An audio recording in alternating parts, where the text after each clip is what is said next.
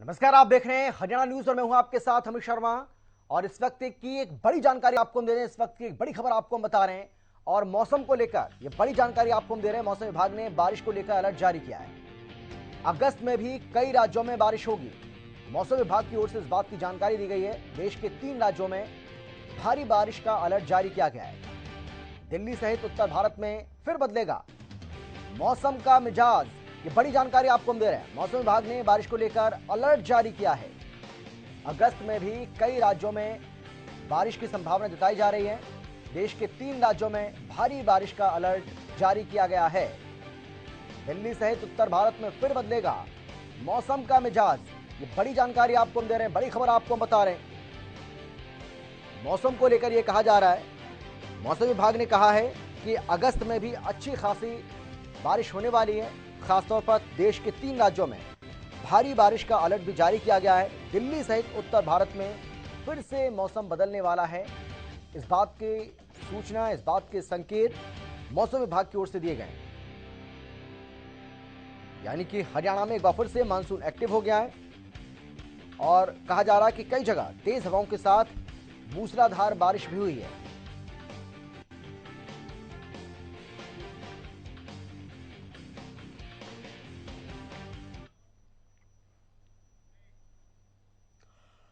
और चलिए अब बात करेंगे फतेहाबाद की, जहां बताया जा रहा है कि तेज हवाओं के साथ मूसलाधार बारिश हुई है।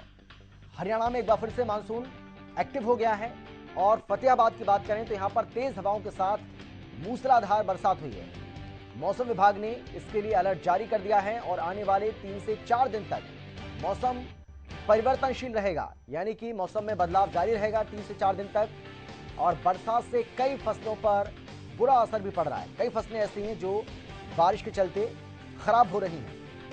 यानी कि किसानों के चेहरे पर चिंता की लकीरें इससे दिखाई पड़ रही हैं। ये बड़ी जानकारी आपको हम दे रहे हैं। मौसम को लेकर मौसम विभाग की ओर से जो अलर्ट जारी किया गया है, हरियाणा भी उससे प्रभावित हो सकता है। और इसीलिए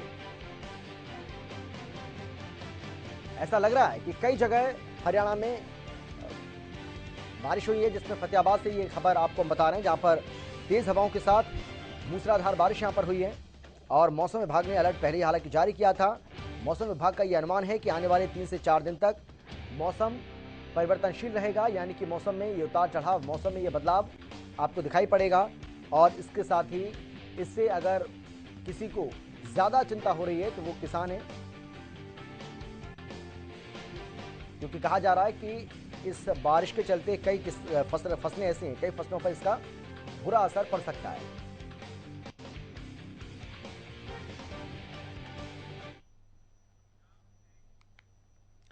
और अब बात करते हैं भिवानी की। भिवानी जिले में किसान के लिए बारिश आफत बन गई। दरअसल पिछले सप्ताह जमकर बारिश हुई थी, जिसके चलते खेतों में जलभराव की समस्या पैदा हो गई, लेकिन पानी निकासी की कोई सुविधा नहीं है और इस वजह से कपास, मूंग और धान की फसल बर्बादी की कगार पर पहुंच गई है। वहीं कृषि विभाग के उप निदेशक आत्माराम गोदारा ने कहा है कि लगभग 6 से 6,500 एकड़ फसल खराब हो रही है। आपको बता दें कि किसानों ने सरकार से खराब हुई फसल के लिए मुआवजे की मांग की है।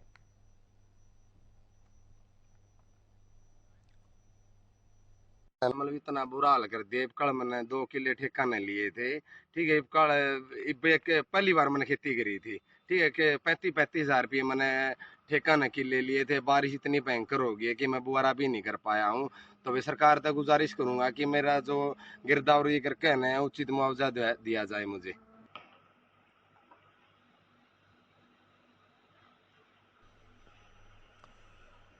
तो भिवानी के किसानों की कहानी आपने सुनी, भिवानी के किसानों की जुबानी आपने सुनी। इसके साथ ही फतेहाबाद का भी हमने आपको हाल बताया कि वहां पर भी किस तरीके से मूसलाधार बारिश हो रही है और इसकी वजह से किसानों को परेशानी का सामना करना पड़ रहा है। न केवल किसान बल्कि कई जगह जलभराव की समस्या होने से भी आम लोगों को इससे खासी दिक्कतें हो रही हैं। और आने वाले जो दिन हैं वो और ज़्यादा मुश्किल भरे हो सकते हैं, कठिनाई भरे हो सकते हैं। और इसका अंदाज़ा आप इस बात से लगा सकते हैं क्योंकि मौसम विभाग की ओर से इस बात का अलर्ट जारी किया गया। मौसम विभाग का यह कहना है कि आने वाले समय में इसी तरीके से 3-4 दिन और ज़्यादा बारिश हो सकती है। और इसके अलावा अगस्त के महीने में भी हरियाणा में जो मानसून है वो एक्टिव रहेगा। इसका मतलब यह हुआ कि आने वाले समय में भी बारिश हो सकती है।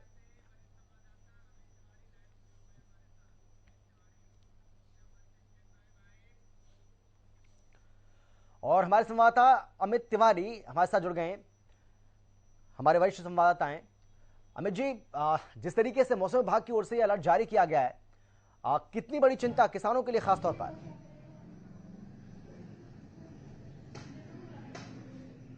निश्चित रूप से अमित, अगर बात करें तो लगातार जिस प्रकार के हालात रहे हैं इस बार हरियाणा के 13 जिलों की बात करें तो 13 जिलों में ही सामान्य से बहुत अधिक बरसात हुई है, जिस वजह से हालात बिगड़े हैं। अगर भिवानी की बात करें या सिरसा के जो चोपटा क्षेत्र की बात करें, वहां सैकड़ों एकड़ भूमि जो है वो जलमग्न हो गई। जो घग्गर ड्रेन है, सेमनाला है, वो काफी उसमें पानी आ गया, जिस वजह से जो तमाम जो आसपास के गांव हैं उनमें जो फसलें हैं वो डूब गई, खेत जलमग्न हो गए। हालांकि प्रशासन की ओर से प्रयास किए गए, लेकिन इस बार जो है वो बरसात सामान्य से काफी अधिक है। जैसा मैंने बताया कि 13 जिले हरियाणा के ऐसे हैं जहां सामान्य से काफी अधिक बरसात दर्ज की गई है। करीब 270 मिलीमीटर जो बरसात है जो वो आई है। जी बोलिए बोलिए बोलिए अमित जी, बोलिए। अगर अमित बात करें तो प्रदेश के 13 जिलों में सामान्य से काफी अधिक बरसात आई है, जिस वजह से हालात काफी बिगड़े हैं और 4 जिले अभी भी ऐसे हैं जहां सामान्य से कम बरसात आई है। तो ऐसे में और ज्यादा जो अलर्ट अगर आया है तो काफी चिंता की बात है, खासतौर पर किसानों के लिए, क्योंकि धरती पुत्रों के लिए संकट खड़ा हो गया है। उनकी जो खासतौर पर नरमा कपास की फसल है वहां वो पानी में डूबी हुई है। उसको पानी के उसके निकास की जो है वो कोई प्रबंध प्रशासन शासन नहीं कर पा रहा है, ना किसान कर पा रहे हैं। तो ऐसे में जो पानी भरा है उसे कैसे निकाला जाए, ये एक बड़ी चुनौती रहेगी। और खास तौर पर जो दूसरी धान की फसल को हालांकि काफी लाभ माना जा सकता था, लेकिन अगर इसी रफ्तार से जो बरसात होती रही तो उनके लिए भी काफी दिक्कतें रह सकती है आने वाले दिनों में। और तमाम पानी के इलाके में मूंग और जो दूसरी फसलें हैं उनको काफी नुकसान हो रहा है। तो ऐसे में अभी सामान्य से जो ज्यादा बरसात आ रही है वो भी काफी राहत नहीं आफत लेकर आ रही है। जी अमित। बिल्कुल अमित जी, आप बने रहिए हमारे साथ। एक बार फिर से मैं आपके पास लौटूंगा। फिलहाल हमारे साथ फतेहाबाद से अजय मेहता जुड़ गए, हमारे संवाददाता। अजय, फतेहाबाद की बात करें तो यहाँ पर तो ये जानकारी हमें मिल रही है कि यहाँ लगातार बारिश हो रही है और इस मूसलाधार बारिश की वजह से किसानों को बहुत ज्यादा दिक्कतों का सामना करना पड़ रहा है। न केवल किसान बल्कि कई जगह जलभराव की जो समस्या है उसकी वजह से भी परेशानी हो रही है। आपके पास क्या ज्यादा जानकारी? अमित, देखिए, फतेहाबाद के अंदर अगर बरसात की बात की जाए और मौसम विभाग के आंकड़ों को बात की जाए तो मौसम विभाग के जो आंकड़े बता रहे हैं वो दुगनी से ज्यादा बरसात यहाँ हो चुकी है। जो सामान्य जो आंकड़ा होता है बरसात का, उससे 2 गुना बरसात फतेहाबाद में जुलाई माह में हो चुकी है। और अगस्त माह में भी 2 दिन, आज सुबह जो बरसात लगभग 20 से 33 mm के बीच के अंदर बरसात अलग अलग जगह पे फतेहाबाद में हुई है। तो एक ये जो आंकड़ा है कहीं ना कहीं लोगों को राहत भी देता है और परेशानी भी डालता है, क्योंकि इस बरसात के कारण एक वर्ग है जो बड़ा परेशान हो रहा है, वह किसान वर्ग। फतेहाबाद कॉटन बेल्ट के नाम से जानी जाती है और फतेहाबाद के आसपास का जो एरिया है लगभग 50,000 एकड़ ऐसी जगह को चिन्हित किया गया है। 50,000 एकड़ जगह अमित, जहां नरमा और कपास की फसल जो है 10 से लेकर के 70% तक प्रभावित हुई है। तो ये एक बड़ा आंकड़ा है। और क्योंकि पिछले वर्ष भी इस प्रकार से अतिवृष्टि हुई थी और फतेहाबाद का जो भट्ठू एरिया था, जो पूरी जो कॉटन बेल्ट थी, पूरी तरह से प्रभावित हो गई थी और अब भी वही स्थिति देखने को मिल रही है। इसकी एक वजह यह है कि बरसात हो गई, बरसात होने के बाद जो वाटर लॉगिंग हुई है उसकी व्यवस्था नहीं हो पाई ड्रेन होने की, उससे बड़ा जो है किसानों को नुकसान पहुंचा है। अगर बरसात हो जाती और ड्रेनेज सिस्टम सही काम करते तो निश्चित कहीं ना कहीं ये नुकसान से बचा जा सकता था। अमित जी। अजय, अभी की हम बात करें तो अभी क्या हाल है? क्या बारिश अभी तो हालांकि रुकी हुई है जो हम आपके पीछे देख पा रहे हैं, अभी क्या क्या अनुमान जताया जा रहा है? आने वाले समय में बारिश क्या और हो सकती है? क्योंकि मौसम विभाग ने तो पहले अलर्ट जारी कर दिया है और कहा जा रहा है कि हरियाणा में एक बार फिर से मानसून जो है वो एक्टिव हो गया है। बिल्कुल, देखिए अमित, जो हरियाणा एग्रीकल्चर यूनिवर्सिटी का जो मौसम विभाग है वो वहां से की जो अपडेट है वो यही है कि आने वाले 3-4 दिन तक यानी 7 अगस्त तक जो है मौसम परिवर्तनशील रहने वाला है। हर अलग अलग स्थानों पर हल्की से मध्यम जो स्तर की बारिश भी दर्ज की जाएगी। ऐसे में कहीं ना कहीं जो है लोगों के लिए एक परेशानी का सबब तो बन सकता है बरसात का, क्योंकि एक्सेस ऑफ रेन जो है लोगों को परेशानी का कारण बन रहा है। अब यही जो अगर अलर्ट को, मौसम विभाग का जो अलर्ट अभी जारी किया गया है 4 दिन आगे तक का, कहीं कहीं जहां अलग अलग जगहों पर अलग अलग तरह से हल्की से मध्यम बरसात का जो अलर्ट है, तो ये भी जो है परेशानी में डालने वाला है। जी बिल्कुल, बिल्कुल सही कहा आपने। अमित जी, ये जो जिस तरीके से मानसून एक बार फिर से एक्टिव हुआ है, देखिए अब मानसून का समय चल रहा है, मानसून का दौर है, तो ऐसे में बारिश तो होगी, हम सभी जानते हैं। लेकिन सरकार की ओर से, प्रशासन की ओर से जो कुछ तैयारियां की जानी चाहिए, क्या आपको लगता है कि उसी का ये नतीजा होता है जब जगह जगह हम जलभराव की समस्या देखते हैं, किस तरीके से सड़कों पर पानी भर जाता है, किस तरीके से गलियों में पानी भर जाता है, लोगों को भारी परेशानी का सामना करना पड़ता है। तो कहीं ना कहीं जो लापरवाही है और जो पहले से जो तैयारी नहीं की जाती है, उसका ये खामियाजा भुगतना पड़ता है लोगों को।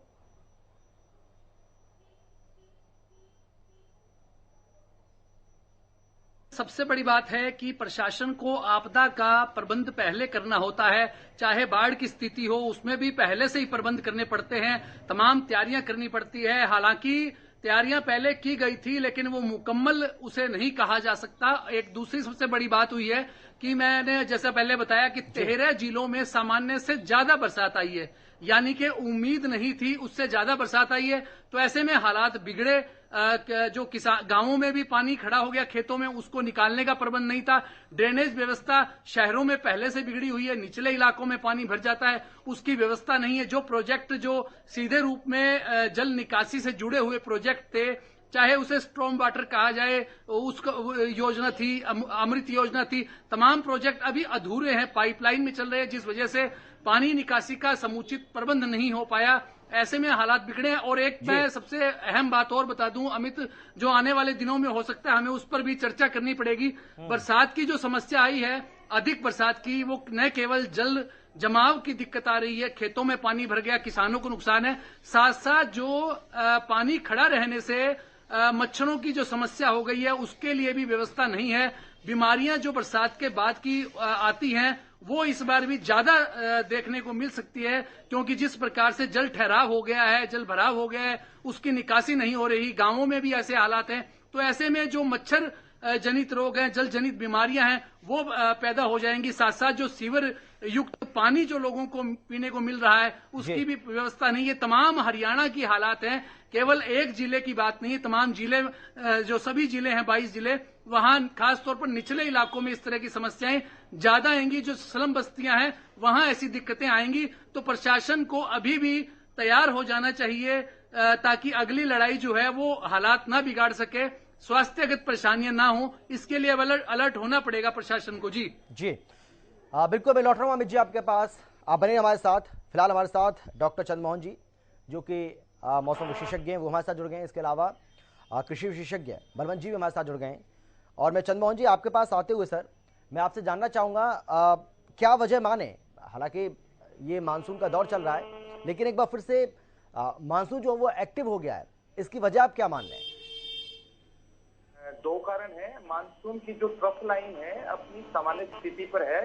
आज जो गंगानगर, हिसार, दिल्ली, हरदोई, वाराणसी, जमशेदपुर, बालासोर और पूर्व दक्षिण पूर्व बंगाल की खाड़ी तक बनी हुई है, और बंगाल की खाड़ी पर लगातार लो प्रेशर एरिया बन रहे हैं। तो जिसकी वजह से हमारे पूरे हरियाणा, एनसीआर, दिल्ली में जो नमी वाली पवनें हैं दक्षिणी पूर्वी, उनका लगातार रुख हरियाणा की तरफ हो रहा है, क्योंकि ट्रफ लाइन हरियाणा के बीचों बीच से गुजर रही है। तो आज सुबह से ही, अल सुबह से ही उत्तरी जिले, पहले तो उत्तरी जिलों पर, जिसमें पंचकुला, अंबाला, यमुनानगर, साथ में कुरुक्षेत्र, करनाल, और उसके बाद जो मध्य वाले जो जिले थे उन पर असर दिखाई दिया है आज, जिसमें कैथल, जींद, साथ में नीचे रोहतक, और फिर धीरे धीरे वो सिस्टम पश्चिमी जिलों पर पहुंच गया, जिसकी वजह से हिसार, फतेहाबाद, सिरसा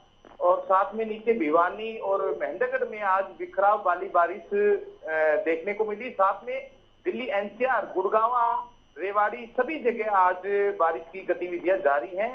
और जो इसकी आज मुख्य जो कारण था, इतने बड़े पैमाने पर जो बारिश का जो सिस्टम था, एक प्रेरित साइक्लोनिक सर्कल राजस्थान पे बना हुआ है पश्चिमी विक्षोभ की वजह से, क्योंकि कल पश्चिमी विक्षोभ ने उत्तरी पर्वतीय क्षेत्रों पर प्रवेश कर लिया था। तो जिसकी वजह से बंगाल की खाड़ी पे तो हमें ट्रफ लाइन से जो प्रचुर मात्रा में नमी बंगाल की खाड़ी से मिल रही है, परंतु जो चक्रवाती परिसंचरण जो राजस्थान पर बना, उस परिसंचरण से हमें अरब सागर से भी प्रचुर मात्रा में नमी मिली। तो उसकी वजह से आज भी और 6, 7, 8 तक लगातार बारिश की गतिविधियां जारी रहेंगी और देखने को मिलेंगी। तो इसके लिए मौसम विभाग ने पहले से ही येलो और ऑरेंज अलर्ट कर दिए हैं। परंतु जो वर्तमान में एक और जो लो प्रेशर एरिया है ग्वालियर पर बना हुआ है, तो जिसकी वजह से मध्य प्रदेश राजस्थान पर आज जबरदस्त बारिश की गतिविधियां देखने को मिलेंगे और आने वाले दिनों में भी मिलेगी। परंतु क्योंकि ट्रफ लाइन हरियाणा के मध्य से गुजर रही है, तो उसके साथ हरियाणा पर भी इस प्रकार की गतिविधियां जारी रहेंगी। चलिए, मैं लौटता हूं आपके पास। बलवंत जी, मैं आपके पास आते हुए सर, और मैं आपसे जानना चाहूंगा किसानों को क्या करना चाहिए। मानसून एक बार फिर से एक्टिव हो गया है और जहां जहां बारिश हो रही है वहां हमारे संवाददाता जिस तरीके से हमें जानकारी दे रहे हैं कि वहां फसलें, काफी नुकसान फसलों को हुआ है और किसान इसको लेकर परेशान भी हैं। किसानों को ऐसे समय में क्या करना चाहिए?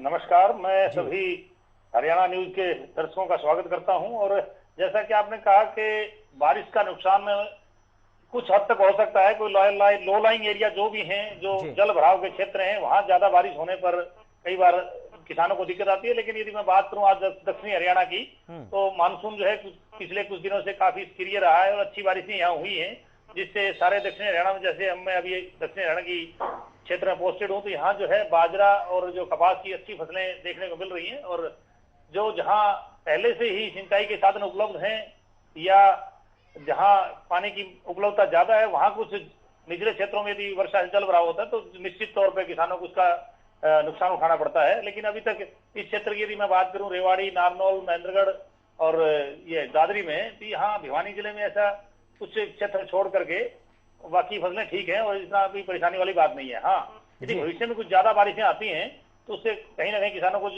दिक्कत आ सकती है। तो इसमें यही रहेगा कि जो कपास की फसल है उसमें कोई ऐसा इंतजाम किसानों को करना पड़ेगा तो उसमें ज्यादा 48 या 24 घंटे तक पानी खड़ा ना रहे। एज वेल एज इसी तरह जो है बाजरा में भी यदि कोई लो लाइंग क्षेत्र है तो उसमें कोई निकासी की व्यवस्था करनी पड़ेगी। जी बिल्कुल बलवंत जी, लेकिन जिस तरीके से आपने बताया कि कई ऐसी फसलें हैं जिनको नुकसान हो सकता है और किसान किस तरीके से उसका अपना बचाव कर सकते हैं, ये भी आपने बताया।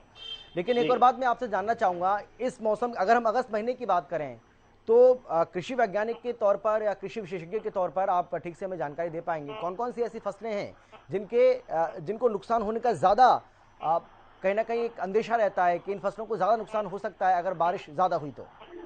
बारिश में ज्यादा तो कॉटन का जो कपास का क्षेत्र है वो ज्यादा प्रभावित होता है, क्योंकि जो कपास नरमा हमारा जो है वो ज्यादा जो नमी को सहन नहीं कर पाता। यदि किसी भी क्षेत्र में जल भराव हो जाता है या लगातार बारिश होती रहती है तो उससे जो एक सडन विल्ट टाइप की एक जो समस्या किसानों के सामने देखने को मिलती है वो आ जाती है। तो इसलिए, और बाजरा में जो बात करें तो बाजरा में ज्यादा कोई जल भराव, कहीं पानी खड़ा ही हो गया तो दिक्कत आती है। अच्छी जल निकासी वाली क्षेत्र की भूमि में बाजरा भी कोई परेशानी देखने को नहीं मिलती है। ठीक है अमित जी, क्या किसानों के चेहरे पर के चिंता की लकीरें, कोई टेंशन आप देख पा रहे हैं क्या इस अलर्ट के जारी होने के बाद?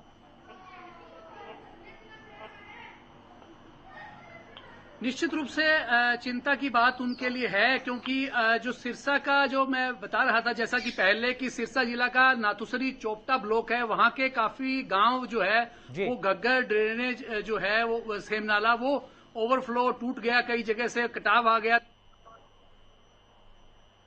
अब जो बरसात का अलर्ट है उससे नरमा कपास की जो खेती करने वाले किसान हैं उनको खासी सावधानियां बरतनी पड़ेगी, क्योंकि गुलाबी सुंडी का भी खतरा रह सकता है, ऐसा कृषि विभाग भी मानता है। और लगातार कृषि विशेषज्ञों से हमारी जो बातचीत हुई है उनका यही कहना है कि जो किसानों को विशेष रूप से सावधानियां नरमा कपास उत्पादकों को बरतनी होगी। गुलाबी सुंडी से बचाने के लिए भी जो उनके कृषि विभाग के विशेषज्ञों के दिशा निर्देश पर ही दवाइयों का छिड़काव करना पड़ेगा। तो ऐसे में अगर बरसात ज्यादा आती है, वहां ज्यादा जल जमाव न हो उन फसलों में, जैसा कि अभी कृषि विशेषज्ञ बता रहे थे, तो इसी तरह के जो सुझाव हैं, जो निर्देश हैं, वो लगातार कृषि विभाग भी दे रहा है। जी अमित जी बिल्कुल। लेकिन अजय, मैं आपसे भी जानना चाहूंगा, फतेहाबाद जिले की बात करें तो यहाँ किसानों का क्या कहना है, कितने तैयार हैं वो? बारिश अगर आती है ज्यादा तो क्या तैयारी है उनकी? अमित, देखिए, फतेहाबाद के किसानों की अगर बात करें, फतेहाबाद का एक इलाका जो है भट्ठू ब्लॉक है, ये कंप्लीट बेल्ट कॉटन बेल्ट है। यहाँ पूरी तरह से नुकसान हो चुका है। अगर अब और बरसात आती है तो रही सही कसर भी निकल जाएगी। जबकि दूसरा एरिया हमारा फतेहाबाद का पड़ता है रतिया टोहाना का एरिया है, ये धान बेल्ट मानी जाती है, यानी पेडी एरिया है।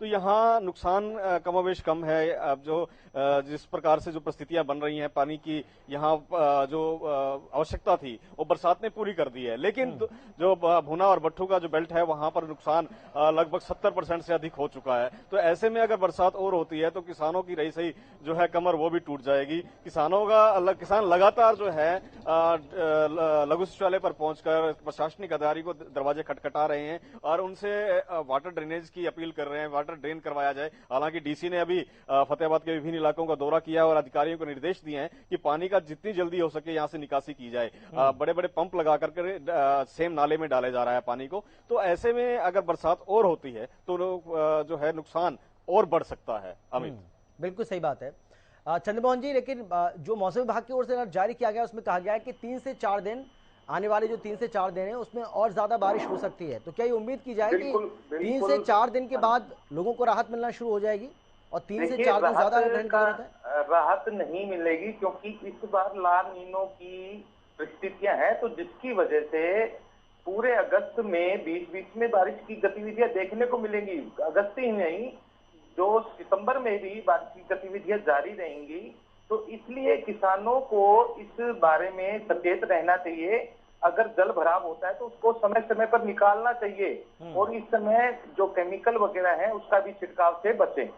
क्योंकि अगर हम तिथि दिनांक 4 तारीख अगस्त को देखते हैं तो पूरे हरियाणा में 275.2 मिलीमीटर बारिश हुई है, जबकि सामान्य बारिश 229.6 मिलीमीटर होती है। अभी भी पूरे हरियाणा में 20% अधिक बारिश हुई है। तो ला नीनो की जो स्थिति है बनी रहेगी, तो अगस्त में भी और सितंबर में भी बारिश की गतिविधियां देखने को मिलेंगी। जी बिल्कुल। बलवंत जी, मैं आपसे जानना चाहूंगा और ये मेरा आपसे आखिरी सवाल है क्योंकि समय बहुत कम रह गया है, कि किसान क्या करें क्या ना करें ऐसे समय पर? सीधा सवाल मेरा आपसे। देखिए जी, ज्यादा यदि कहीं जल भराव की समस्या है तो जब किसी जल निकासी कोई सुविधा नहीं होगी तो संभवतः फसल नष्ट होगी। वो किसान के दुर्भाग्य ही हम कहेंगे, किसान का रहेगा। लेकिन जो ऊपरी क्षेत्र हैं उनमें कुछ ज्यादा समस्या नहीं आने वाली है, क्योंकि पानी निकासी होगी। ज्यादा नमी रहने से या हमारा जो आसमान में बादल छाए रहेंगे तो कहीं ना कहीं नरमे की बात करें तो उसमें कोई जो रस चूसक कीटों का या फंगस का कोई अटैक होता है तो उसमें एक आधी हल्की स्प्रे से ही कंट्रोल कर सकते हैं। और बाजरे की जहां तक बात है उसमें इतनी कोई समस्या आने वाली नहीं है ज्यादा, जब तक पानी नहीं बढ़ता है। जैसे आपने अभी मैं सुन ही रहा था कि सिरसा का क्षेत्र या भट्टू की बात करें फतेहाबाद का क्षेत्र, तो निश्चित तौर पर जहाँ कुछ सेम ग्रस्त एरिया है टोपटा साइड में या भट्टू की में, क्योंकि पहले वहाँ उस एरिया में देखा है, जहाँ सेम ग्रस्त क्षेत्र है वहां तो जल भराव होने से फसल जो है बहुत नुकसान किसान को उठाना पड़ता है। और यहाँ तो भारी गंभीर जो हम आपके माध्यम से, चैनलों के माध्यम से देख रहे हैं कि जल भराव बहुत पहले हो चुका है, तो फसलों को जरूर नुकसान होगा ही होगा। तो ये जो मैं क्षेत्र इसकी बात कर रहा हूँ दक्षिणी हरियाणा के, अभी तक ऐसी सिचुएशन नहीं है कुछ एक एरिया को छोड़ करके जहाँ हम चिंता का विषय है। बिल्कुल सही बात। लेकिन क्या अमित जी, क्या ऐसे भी हालात देखने को मिल सकते हैं? हालांकि इससे पहले हमने देखा है कि किस तरीके से अगर ज्यादा बारिश होती है तो सड़कों पर जलभराव होता है, उससे जो ट्रैफिक व्यवस्था है वो भी उससे प्रभावित होती है। तो ऐसे हालात पैदा ना हो उसके लिए कोई तैयारी आपको दिखाई पड़ती है क्या जमीन पर?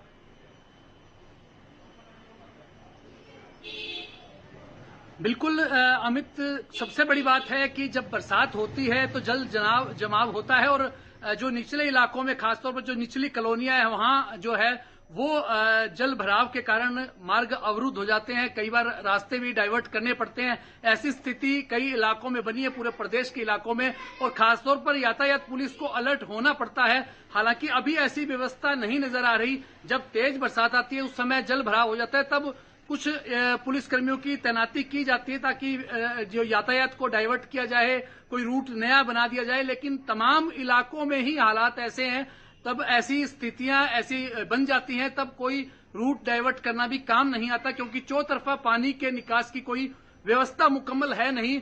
जो ड्रेनेज है वो भी ओवरफ्लो पहले से ही उनमें हो रहा है, और दूसरी जो प्रोजेक्ट वो पाइपलाइन में है, जिस वजह से कई इलाकों में जहां स्ट्रॉम वाटर और जो अमृत योजना चल रही है वहां बड़े बड़े गड्ढे सड़कों पर है, जिस वजह से वाहन भी धंस जाते हैं। तो ऐसे में पुलिस और प्रशासन के लिए निश्चित रूप से इस बार का जो मानसून है वो चुनौती भरा रहने वाला है। जैसा अभी मौसम वैज्ञानिक डॉक्टर चंद्रमोहन बता रहे थे कि अगले जो अगस्त, सितंबर और अक्टूबर तक के भी कुछ जो पहले सप्ताह तक ऐसे हालात बनेंगे कि बरसात आएगी। तो ऐसे में ये अगले जो 2 महीने हैं वो काफी चुनौती भरे, न केवल किसानों के लिए बल्कि साथ साथ शासन प्रशासन के लिए, पुलिस के लिए, तमाम आम लोगों के लिए चुनौती भरे रहने वाले हैं। जी अमित। बिल्कुल, बहुत धन्यवाद आपका अमित जी, आपका, अजय आपका, और चंद्रमोहन जी, इसके साथ ही बलवंत जी आपका भी शुक्रिया इस चर्चा में शामिल होने के लिए, अपनी अपनी बात रखने के लिए। लेकिन बड़ा सवाल यही है कि किस तरीके से सरकार और प्रशासन की अब जो तैयारी है वो रहती है,